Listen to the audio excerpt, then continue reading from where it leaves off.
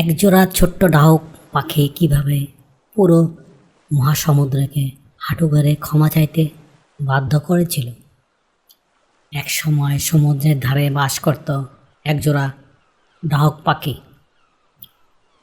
তারা দুজনে খুব সুখে শান্তিতে ছিল। প্রতিদিন সকালে খাবারের খোঁজে বের হতো আর সন্ধ্যায় ফিরে এসে সমুদ্রের ধারে নিজেদের ছোট্ট বাসায় বিশ্রাম নিত। একদিন স্ত্রী ডাহুক বলল, শুনো, আমার মনে হচ্ছে এবার আমাদের ডিম দেওয়ার সময় হয়েছে, কিন্তু বাসায় কোথা বানাবো? স্বামী ডাহুক সমুদ্রের ধারে বালুর দিকে তাকিয়ে বলল, এই জায়গাটা তো ভালো, খোলা বাতাস, সুন্দর পরিবেশ, এখানে ডিম দাও। স্ত্রী ডাহুক একটু চিন্তিত হয়ে বলল, কিন্তু সমুদ্রের খুব কাছে, যদি বড় ঢেউ এসে আমাদের ডিমগুলোকে ভাসিয়ে নিয়ে যায়? স্বামী ডাহুক হেসে বলল, আরে আমরা কি এতই দুর্বল? সমুদ্রে যদি আমাদের ক্ষতি করার সাহস করে তাহলে আমরাও তাকে শিক্ষা দেব। স্ত্রী ডাহুক বলল, তুমি ছোট্ট একটা পাখি আর সমুদ্র এত বিশাল, শক্তিশালী কারো সঙ্গে লড়াই করার আগে ভেবে চিন্তে দেখা উচিত। কিন্তু স্বামী ডাহুক নিজের কথাতেই অনড় রইল। তুমি চিন্তা করো না, সমুদ্র আমাদের কিছু করতে পারবে না। কিছুদিন পর স্ত্রী ডাহুক সেই বালুর বাসায় কয়েকটি ডিম পারল। অতঃপর দুজনায় খুব আনন্দের দিন কাটাতে লাগলো। কিন্তু একদিন সমুদ্রের বড় বড় ঢেউ তীরে এসে আছড়ে পড়তে লাগলো। সমুদ্রের ঢেউয়ের শু শব্দ আস্তে আস্তে তীব্র হতে লাগলো। হঠাৎ একটি বিশাল বড় ঢেউ এসে ডাহুকদের বাসার উপর আছড়ে পড়ল। মুহূর্তের মধ্যে তাদের সমস্ত ডিমগুলো ভেসে গেল সমুদ্রের গভীরে। স্ত্রী ডাহুক ফিরে এসে খালি বাসা দেখে হতভম্ব হয়ে গেল। সে কাঁদতে কাঁদতে বলল, দেখলে, আমি তোমাকে আগে বলেছিলাম। স্বামী ডাহুকের চোখ রাগে লাল হয়ে গেল। সে সমুদ্রের দিকে তাকিয়ে চিৎকার করে বলল, হে সমুদ্র, তুমি আমার ডিম ফিরিয়ে দাও। সমুদ্র অবশ্যই কোনো উত্তর দিল না। সমুদ্রের ঢেউগুলো আগের মতোই তীরে এসে আছড়ে পড়তে লাগলো। স্বামী ডাহুক আরও রেগে গেল, তুমি আমার কথা শুনছো না? ঠিক আছে, আমি তোমার সঙ্গে যুদ্ধ করব। স্ত্রী ডাহুক অবাক হয়ে বলল, তুমি একা সমুদ্রের সঙ্গে যুদ্ধ করবে? কিভাবে? স্বামী ডাহুক বলল, আমি একা নই, আমার সঙ্গে বন্ধু আছে।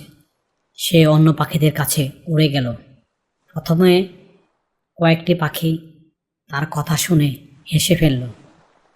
তুমি সমুদ্রের সঙ্গে যুদ্ধ করবে? কিন্তু ডাহুক বলল, আজ সমুদ্র আমার ডিম নিয়েছে, কাল হয়তো তোমাদের ডিমও নিয়ে যাবে। অন্যায়ের বিরুদ্ধে সবাইকে একসঙ্গে দাঁড়াতে হবে।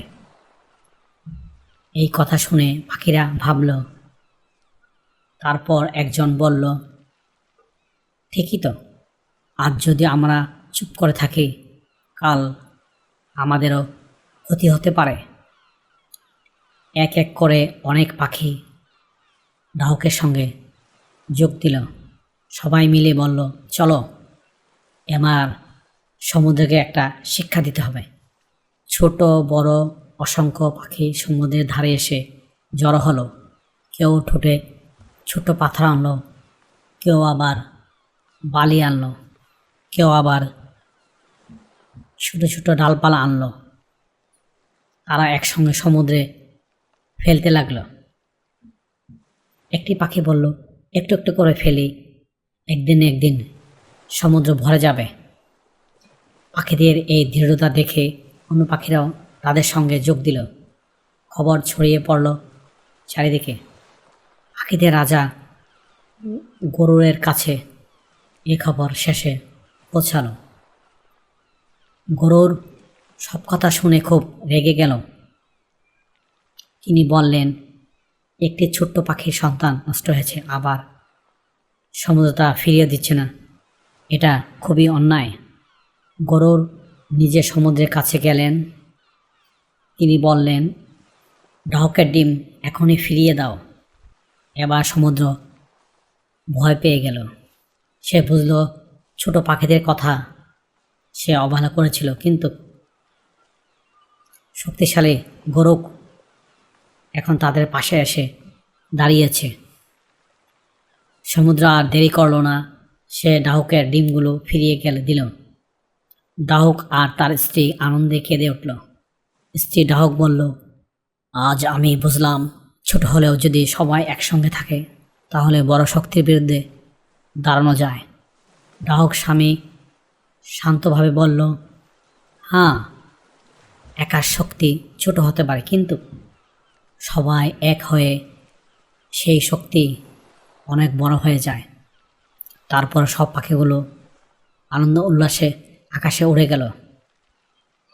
আর সমুদ্র বুঝল ছোট বলে কাউকে কখনো দুর্বল ভেবে অবহেলা করা উচিত নয়। ঐক্য ও সাহস থাকলে ছোটরাও বড় শক্তির বিরুদ্ধে দাঁড়াতে পারে। আর কাউকে ছোট বা দুর্বল ভেবে অবহেলা করা কখনো ঠিক নয়। হ্যালো বন্ধুরা, আজকের গল্পটা যদি ভালো লাগে চ্যানেলটি সাবস্ক্রাইব করে সঙ্গে থাকো। আবারও দেখা হবে অন্য কোনো গল্পে। Thank you for watching. Please subscribe.